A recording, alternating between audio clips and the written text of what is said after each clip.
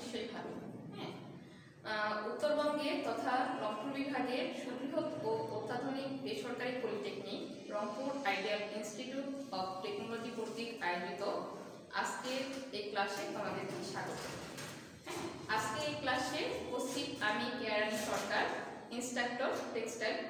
তোমাদের সামনে উপস্থাপন করব টেক্সটাইল টেকনোলজির প্রথম পর্বে টেক্সটাইল র মেটেরিয়ালস এক যে সাবজেক্ট আছে, এই সাবজেক্টের প্রথম অধ্যায় টেক্সটাইল কাঁচামাল সম্পর্কে। তার আগে আমাদের জেনে নিতে হবে এই বই সম্পর্কে, টেক্সটাইল র মেটেরিয়ালসটা কি।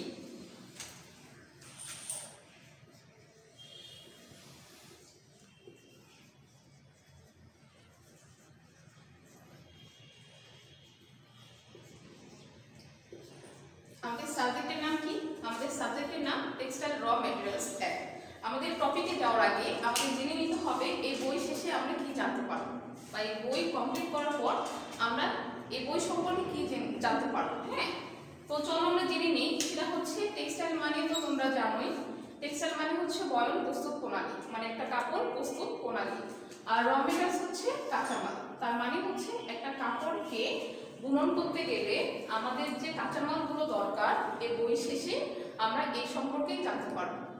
হ্যাঁ, আমাদের যে কাঁচামাল আছে এই কাঁচামাল আমরা বিভিন্নভাবে পেয়ে থাকি, দুইভাবে পাবো, মেইনলি দুইভাবে পাবো। একটা হচ্ছে প্রাকৃতিকভাবে, একটা হচ্ছে কৃত্রিমভাবে। প্রাকৃতিকভাবে যেটা পাবো ন্যাচারাল ফাইবার, ন্যাচারাল ফাইবারের মধ্যে আমাদের অ্যানিমেল ফাইবারও থাকবে। হ্যাঁ, এই সম্পর্কে এই বই শেষে আমরা জানতে পারবো। ঠিক আছে, তারপর আমরা যাই এই সাবজেক্টে বিষয়কোষ সম্পর্কে। বিষয় হচ্ছে 19-11। এই সাবজেক্টে টেক্সটাইল র মেটেরিয়ালস একের বিষয়কোষ হচ্ছে 19-11। এই 19 হচ্ছে তোমাদের টেকনোলজি কোড, টেক্সটাইলের টেকনোলজি কোড হচ্ছে 19। তারপরে 11 প্রথম এক যেটা আসলো, এই প্রথম এক হচ্ছে তোমাদের পর্ব বোঝাচ্ছে, এটা হচ্ছে টেকনোলজি। তারপরে এটা হচ্ছে পর্ব, তারপরে যে এক আছে এইটা হচ্ছে বই সংখ্যা। তার মানে হচ্ছে টেক্সটাইল র মেটেরিয়ালস একের বিষয় কোড 19-11 আছে, তার প্রথম 19 হচ্ছে টেকনোলজি কোড, তার মানে টেক্সটাইলের টেকনোলজি কোড হচ্ছে 19।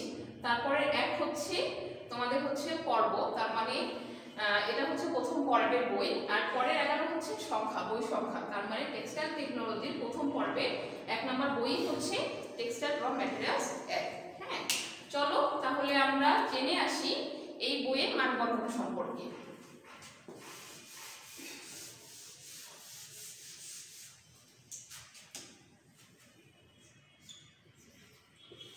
প্রথমে আমাদের জেনে আসতে হবে টিপিসি সম্পর্কে। টি হচ্ছে থিওরি, পি হচ্ছে প্র্যাকটিক্যাল, সি হচ্ছে ক্রেডিট। এ হচ্ছে T2, পি হচ্ছে 0, ক্রেডিট হচ্ছে 2।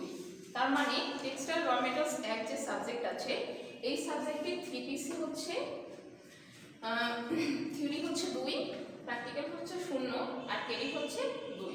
তার মানে এটা সপ্তাহে হচ্ছে 2 দিন থিওরি ক্লাস হবে, এই সাবজেক্টের উপরে কোনো প্র্যাকটিক্যাল ক্লাস সপ্তাহে হবে না। আর টোটাল ক্রেডিট হচ্ছে 2। আমরা জানি যে এক ক্রেডিট সমান হচ্ছে কত? এক ক্রেডিট সমান হচ্ছে 50 মার্কস। তার মানে 2 ক্রেডিট যদি হয় তাহলে আমাদের কত হবে? 50 গুণন 2 সমান 100 মার্কস। ঠিক আছে, এই যে 100 মার্ক আছে এই 100 মার্কটাই আমাদের মার্ক ডিস্ট্রিবিউশন হবে 4 ভাবে। একটা হচ্ছে টিসি, একটা হচ্ছে টিএফ, আর একটা হচ্ছে পিসি, আর একটা হচ্ছে পিএফ। টিসি হচ্ছে থিওরি কন্টিনিউয়াস আর টিএফ হচ্ছে থিওরি ফাইনাল। তো টিসি থিওরি কন্টিনিউয়াস হবে 20 মার্কের, আর টিএফ হচ্ছে থিওরি ফাইনাল হবে 80 মার্কের।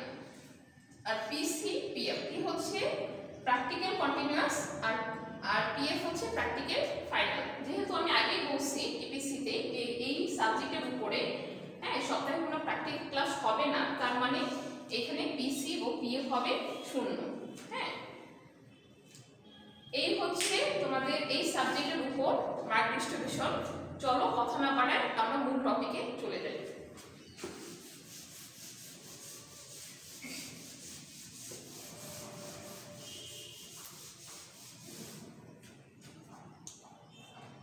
টেক্সটাইল র মেটেরিয়ালস এক এর প্রথম অধ্যায় হচ্ছে টেক্সটাইল কাঁচামাল।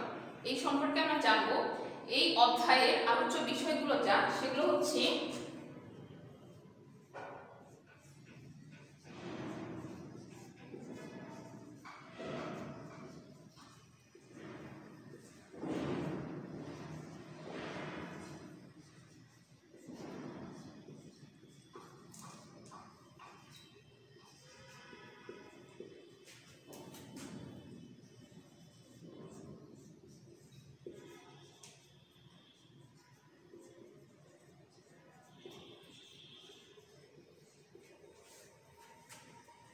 প্রথমে আমরা জানবো টেক্সটাইল র মেটেরিয়ালসটা কি, তারপরে আমরা জানবো টেক্সটাইল ফাইবারগুলো কি কি। টেক্সটাইল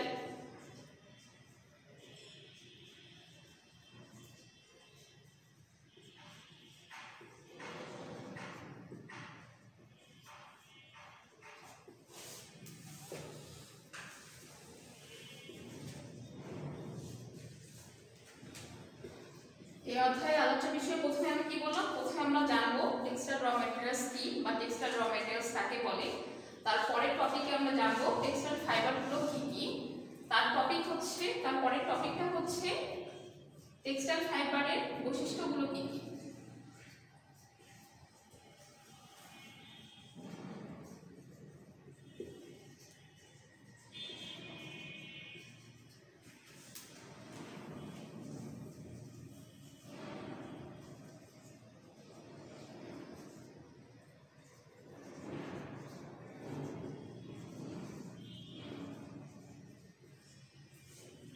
তারপরের টপিক আমরা জানবো টেক্সটাইল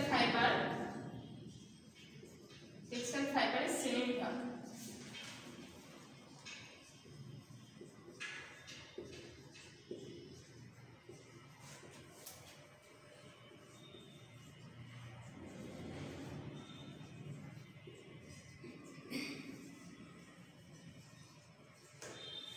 আর 5 নাম্বার সর্বশেষ টপিক হচ্ছে প্রাকৃতিক ফাইবার ও কৃত্রিম ফাইবারের মধ্যে পার্থক্য।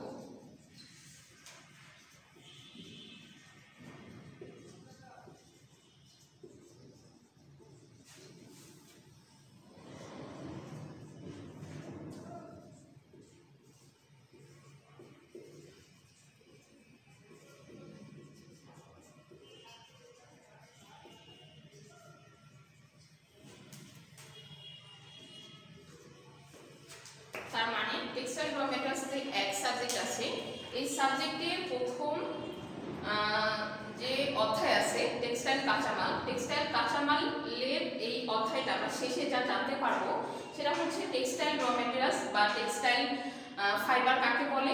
তারপরে আমরা জানতে পারবো টেক্সটাইল ফাইবারগুলো কি কি। তারপরে টপিক আমরা জানবো টেক্সটাইল ফাইবারের বৈশিষ্ট্য সমূহ কি কি।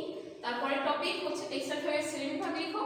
ও সর্বশেষ টপিক যেটা আমরা জানবো সেটা হচ্ছে প্রাকৃতিক ও কৃত্রিম ফাইবারের মধ্যে পার্থক্য লিখো। চলো কথা না বাড়াই আমরা প্রথম টপিকে চলে আসি।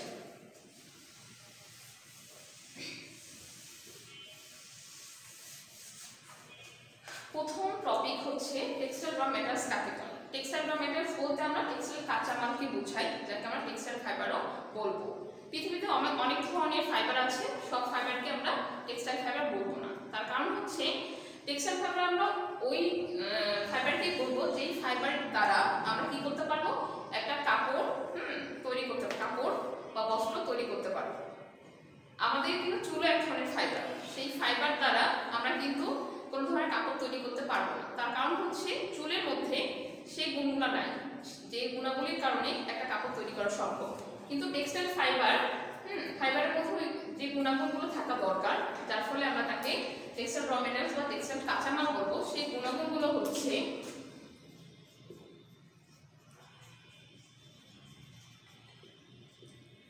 আসে দৈর্ঘ্য, আসে শক্তি, আসে সূক্ষ্মতা, আসে নমনীয়তা,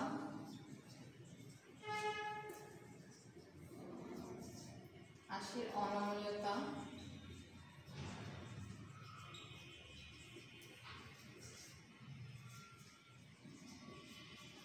স্থিতিস্থাপকতা,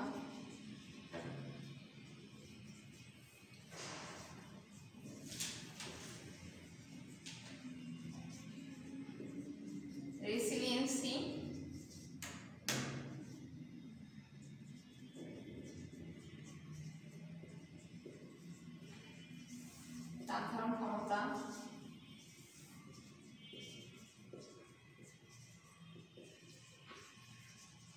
রং করার ক্ষমতা, আরো অনেক গুণাগুণ আছে, যার ফলে আমরা এই ফাইবারগুলোকে কি বলবো? টেক্সটাইল ফাইবার বলবো। হ্যাঁ, কি বললাম? টেক্সটাইল র মেটেরিয়ালস হচ্ছে একটা কাপড় আমাদের তৈরি করতে গেলে কি লাগবে? সুতা লাগবে। আর সুতা তৈরি করতে গেলে আমাদের কি লাগবে? কাঁচামাল লাগবে। মেইন হচ্ছে কি আমাদের কাপড় থেকে কাপড়টা তৈরি করার জন্য আমাদের কি লাগবে? সুতা লাগবে। হ্যাঁ, সুতা তৈরি করতে গেলে আমাদের কি লাগবে? র মেটেরিয়ালস লাগবে। ঠিক আছে, র মেটেরিয়ালসটাই হচ্ছে ফাইবার বা আঁশ। ঠিক আছে, আমরা যদি এই আঁশ সম্পর্কে ভালোভাবে জানতে পারি আমরা খুব সহজে সুতা থেকে কাপড় তৈরি করতে পারবো। এবং খুব ক্লিয়ার একটা কনসেপ্ট আমাদের চলে আসবে। তো সেজন্যই বলছি টেক্সটাইল র মেটেরিয়ালস হচ্ছে সব ফাইবারকে আমরা টেক্সটাইল ফাইবার বলবো না, যে সব ফাইবারের মধ্যে আসে দৈর্ঘ্য, আসে শক্তি, আসে সূক্ষ্মতা, নমনীয়তা, স্থিতিস্থাপকতা, রেসিলিয়েন্সি, তাপ ধারণ ক্ষমতা, রং করার ক্ষমতা, এই গুণাগুণগুলো বিদ্যমান থাকবে, তাকে আমরা কি বলবো? টেক্সটাইল র মেটেরিয়ালস বলবো। ঠিক আছে, আমরা প্রথম টপিক সম্পর্কে জেনে আসলাম। এখন আমরা যাব নেক্সট টপিকে। নেক্সট টপিক হচ্ছে টেক্সটাইল ফাইবারগুলো কি কি।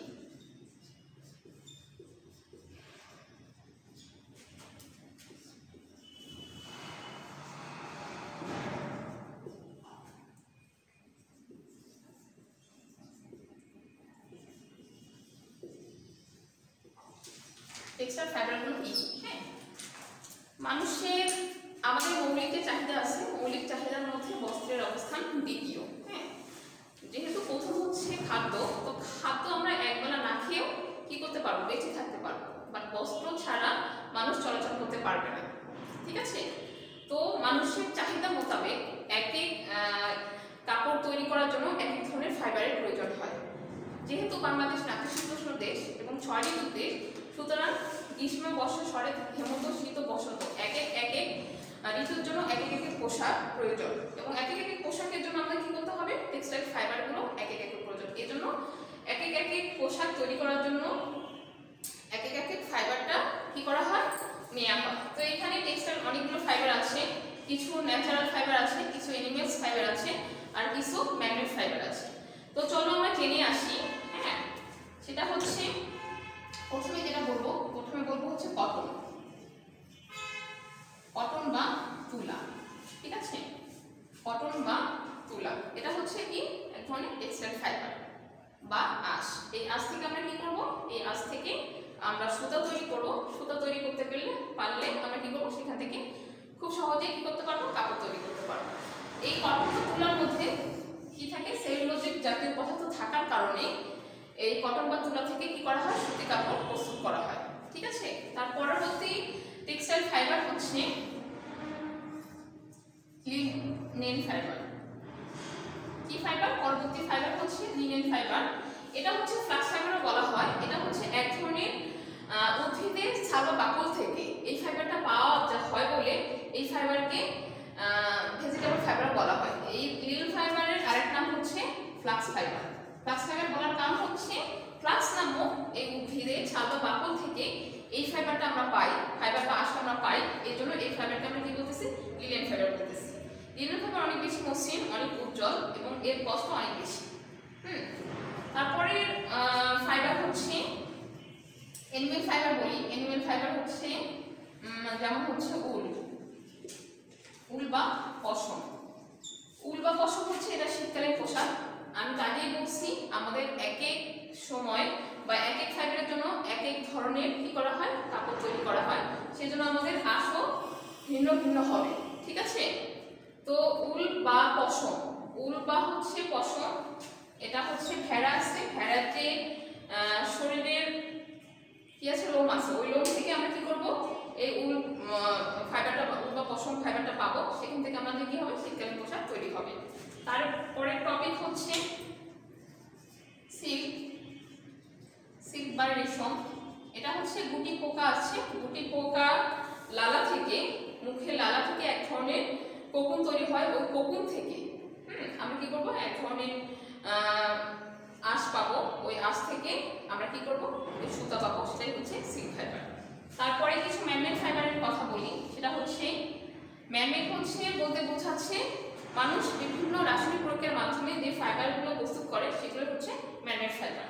ম্যানমেড ফাইবার বলতে বোঝাচ্ছে হচ্ছে যেমন নাইলন, তারপর হচ্ছে পলিয়েস্টার, তারপর হচ্ছে অ্যাক্রিলিক,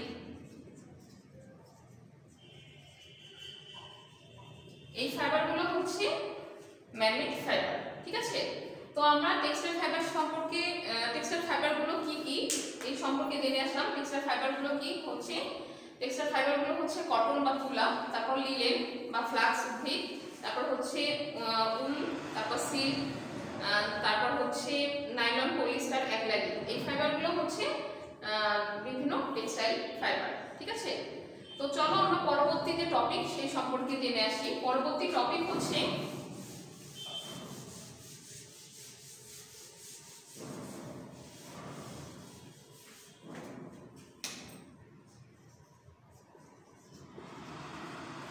টেক্সটাইল ফাইবারের বৈশিষ্ট্য সমূহ।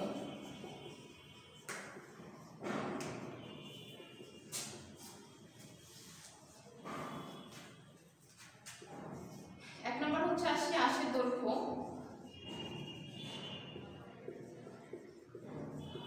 এই টপিকে যাওয়ার আগে বলি, এই যে টেক্সটাইল কাঁচামাল যে অধ্যায়টা আছে এই অধ্যায়ের মধ্যে খুব ইম্পর্টেন্ট একটা টপিক হচ্ছে টেক্সটাইল ফাইবারের বৈশিষ্ট্য। তো প্রথমে আসি আমরা কি আঁশের দৈর্ঘ্য। আঁশের দৈর্ঘ্য বলতে বোঝাচ্ছে হচ্ছে আসলে লম্বায় কতটুকু হবে। যদি লম্বায় খুব বেশি বড় হয়, লম্বায় বড় হয়, তাহলে কি হবে, ওই আঁশটা মসৃণ হবে, শক্তিশালী হবে। তাহলে কি হবে, ওই আঁশ দিয়ে তৈরি পোশাকটা হচ্ছে উন্নত মানের পোশাক বলে বিবেচিত হবে। পক্ষান্তরে আঁশের দৈর্ঘ্য যদি ছোট হয় তাহলে কম শক্তিশালী হবে। কম শক্তিশালী হওয়ার কারণে কি হবে, কাপড়টা ওই আঁশ দ্বারা তৈরি কাপড়টা কি হবে, নিম্নমানের কাপড় বলে বিবেচিত হবে। এই আঁশের দৈর্ঘ্যকে আমরা দুই ভাগে ভাগ করে থাকবো। এক নাম্বার হচ্ছে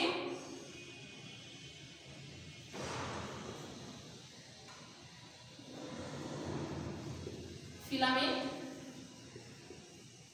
তারপর হচ্ছে স্টাপল। ফিলামেন্ট হচ্ছে লম্বা অবিচ্ছিন্ন ফাইবারগুলোকে আমরা কি বলবো, ফিলামেন্ট ফাইবার বলবো।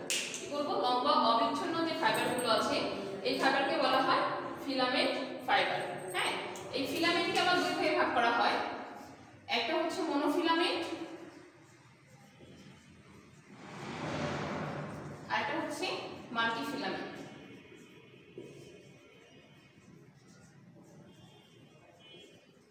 মনোফিলামেন্ট হচ্ছে একটা মাত্র আঁশকে সুতা করে যেটা তৈরি করা হয় সেটা হচ্ছে মনো, আর মাল্টি হচ্ছে একাধিক আঁশটাকে সুতা ধরে আমাদের কি করতে হবে, হচ্ছে কাপড় তৈরি করতে হবে, এটা হচ্ছে মাল্টি। আর স্টাপল হচ্ছে যেসব আঁশের দৈর্ঘ্য 1 সেন্টিমিটার বেশি হয় না সেগুলো হচ্ছে স্টাপল ফাইবার। ঠিক আছে, তো টেক্সটাইল ফাইবারের বৈশিষ্ট্যের মধ্যে তারপরের টপিকে চলে আসি। বৈশিষ্ট্য সমূহের মধ্যে এক নম্বর টপিক তো আমরা গেলাম আঁশের দৈর্ঘ্য। দুই নম্বর যেটা সেটা হচ্ছে আঁশের শক্তি। আঁশের শক্তি হচ্ছে একটা, এই যে আঁশের শক্তি বলতে বোঝাচ্ছে আঁশটাকে ধরার পরে ওই আঁশ কতটুকু টান সহ্য করতে পারতেছে, এই টান সহ্য করাকেই বলা হয় আঁশের শক্তি। ঠিক আছে, আমি কি বললাম, আঁশের শক্তি বলতে বোঝাচ্ছে একটা আঁশ কতটুকু টান সহ্য করতে পারতেছে, সেই ততটুকু টান সহ্য করাকেই বলা হয় আঁশের শক্তি। তারপর টপিকে চলে যাই। তারপরের টপিক হচ্ছে সূক্ষ্মতা। আঁশের সূক্ষ্মতা বলতে আঁশের লিনিয়ার ডেনসিটিকে বলা হয়। কি বললাম, আঁশের সূক্ষ্মতা বলতে আঁশের লিনিয়ার ডেনসিটিকে বলা হয়, অর্থাৎ আঁশের প্রতি একক দৈর্ঘ্যের ওজনটাকে কি বলা হয়, আঁশের সূক্ষ্মতা বা আঁশের লিনিয়ার ডেনসিটি বলা হয়। কি বললাম আমি, টেক্সটাইল ফাইবারের বৈশিষ্ট্যগুলোর মধ্যে তিনটা টপিক সম্পর্কে কথা বলা হয়ে গেছে, সেটা হচ্ছে আঁশের দৈর্ঘ্য, আঁশের শক্তি, আঁশের সূক্ষ্মতা। তার পরবর্তী বৈশিষ্ট্য হচ্ছে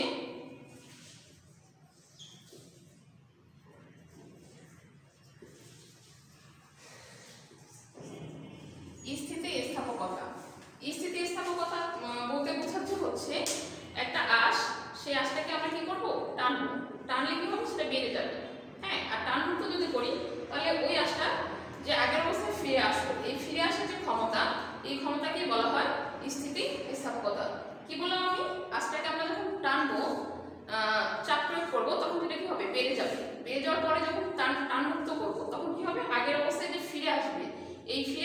ক্ষমতা, এই ক্ষমতাকে বলা হয় স্থিতিস্থাপকতা।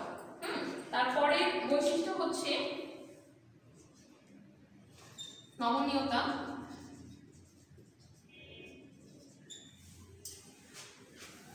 নমনীয়তা বলতে বোঝাচ্ছে হচ্ছে একটা আঁশের মধ্যে খুব সহজে কি করব আমরা হচ্ছে সুতা তৈরির সময় ওর আঁশের মধ্যে যে হচ্ছে পাক প্রয়োগ করব, এই পাক প্রয়োগ খুব সহজে করা হয় যে সুতাগুলোতে, সেই সুতাগুলোই হচ্ছে নমনীয়। হ্যাঁ, পক্ষান্তরে অনমনীয় হচ্ছে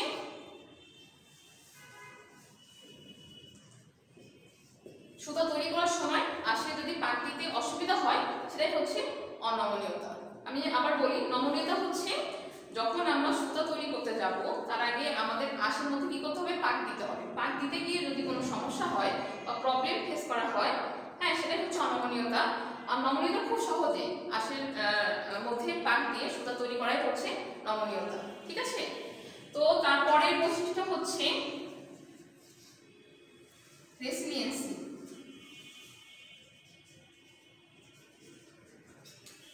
রেসিলিয়েন্সি হচ্ছে একটা কাপড়ে পাক ভাঁজ, হ্যাঁ, একটা কাপড় আমরা কন্টিনিউয়াসলি করতেছি, পরে কি হবে, কাপড়টা ভাঁজ করবে বা হচ্ছে একটা কাপড়ের সাথে আরেকটা কাপড় লেগে যাবে। এক কথায় কাপড়ের মধ্যে সহজেই ভাঁজ পাক যদি পড়ে, হ্যাঁ, তাহলে কি হবে, বিকৃতি অবস্থার সৃষ্টি হয়। এই বিকৃতি অবস্থা থেকে পুনরায় আগের অবস্থায় ফিরে আসার যে ক্ষমতা, এই ক্ষমতাকেই বলা হয় রেসিলিয়েন্সি। হ্যাঁ, সুপ্রিয় শিক্ষার্থীবৃন্দ, আমার হচ্ছে টেক্সটাইল ফাইবারের বৈশিষ্ট্য সমূহ সম্পর্কে বলা মোটামুটি শেষ। হ্যাঁ, আমি আবার রিপিট করছি, সেটা হচ্ছে আমি হচ্ছে টেক্সটাইল ফাইবারের বৈশিষ্ট্যগুলো যেগুলো বললাম, সেটা হচ্ছে আঁশের দৈর্ঘ্য, আঁশের শক্তি, সূক্ষ্মতা, নমনীয়তা, অনমনীয়তা, স্থিতিস্থাপকতা, রেসিলিয়েন্সি। তো আমরা পরবর্তী টপিকে চলে আসি। আমাদের পরবর্তী টপিক হচ্ছে টেক্সটাইল ফাইবারের শ্রেণীবিভাগ। টেক্সটাইল ফাইবার, আমরা টেক্সটাইল ফাইবারকে দুই ভাগে ভাগ করতে পারবো। একটা হচ্ছে প্রাকৃতিক ফাইবার,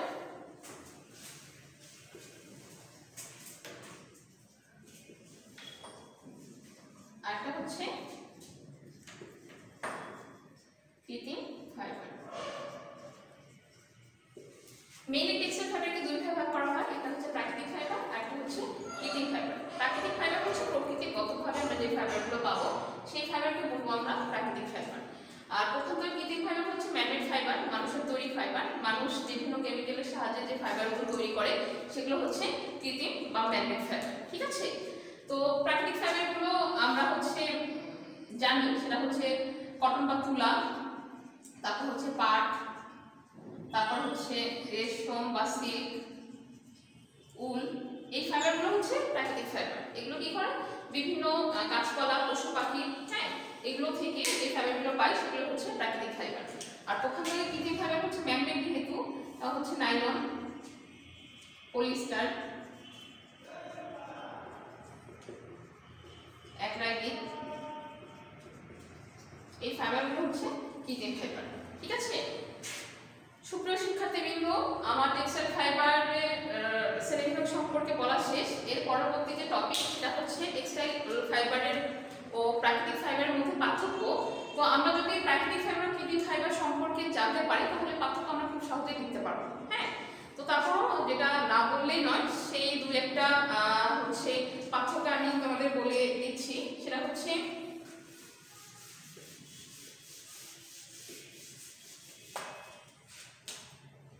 পার্থক্য প্রাকৃতিক ফাইবার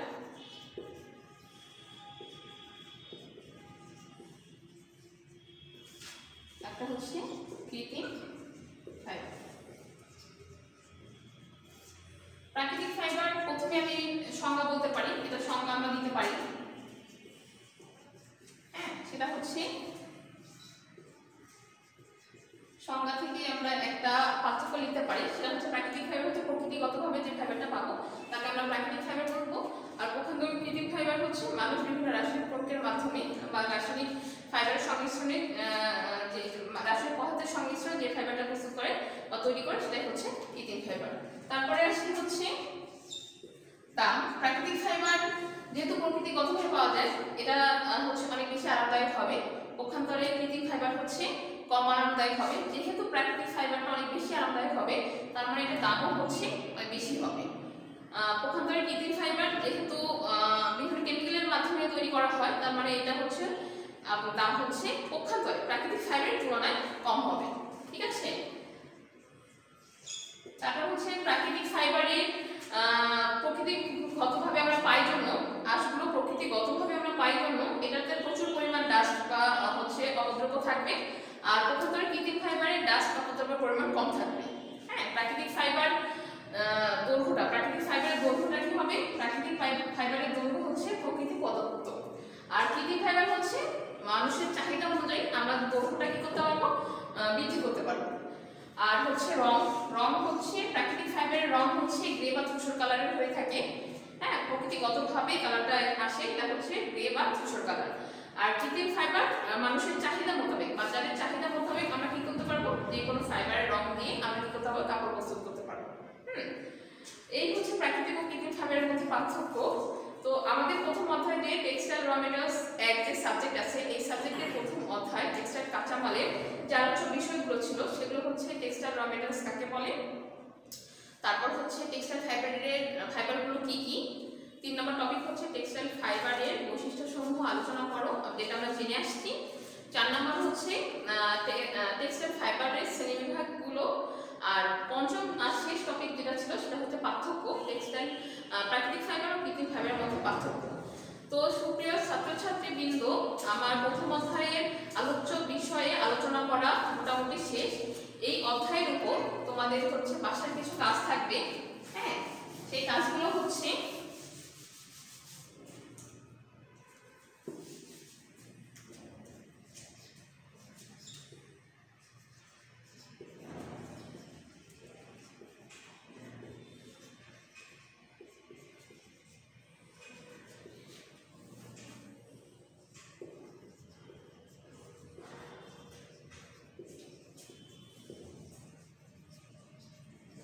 বাড়ির কাজ থাকবে হচ্ছে প্রথমে থাকবে কৃত্রিম ফাইবারের শ্রেণীবিভাগ লিখো, দ্বিতীয় কাজটা হবে হচ্ছে স্টাপল ফাইবার কি,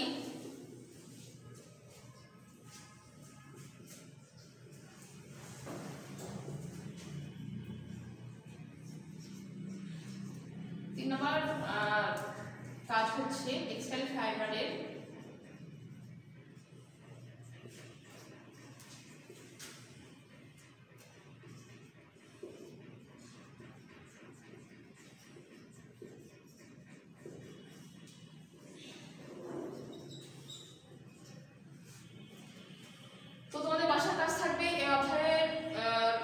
এই তিনটাই, সেটা হচ্ছে কৃত্রিম ফাইবার শ্রেণীবিভাগ লিখো, স্টাপল ফাইবার কি, টেক্সটাইল ফাইবারের গুণাগুণগুলো কি কি সেগুলো লিখো। তো আজকে আর কথা না বাড়াই, হ্যাঁ, সবার সুস্থতা কামনা করে আজকে এই পর্যন্তই।